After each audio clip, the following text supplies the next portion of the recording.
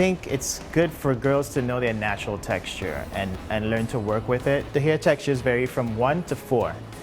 1 being the straightest, and 4 being the curliest, the tightest curl. And that is broken down into subdivisions, A, B, and C.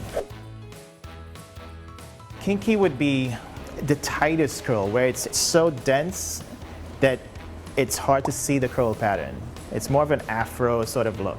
And the curly hair would be more like this texture, where you can actually see that sort of S formation, and it's a looser curl.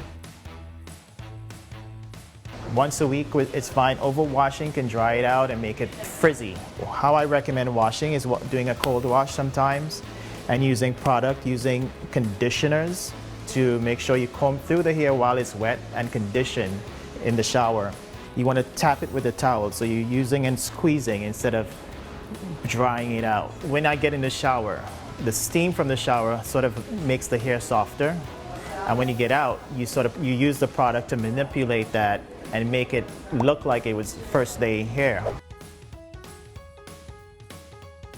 I would always recommend a diffuser when you're drying it. It dries the hair without shrinking it up. You know, you want to actually put the diffuser in the end, sort of pull the ends out, make sure it's pulled out, and when it's completely dried, you dry it on cool, and then once it's dried, then you use the sort of an afro pick. With curly hair, you always want to hydrate and moisturize. So anything with alcohol, I would not recommend.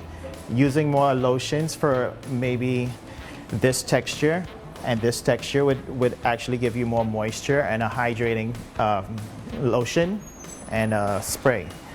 With Ashley's texture, you might need a little more of a gel and a cream to make the curl defined and make it more voluminous.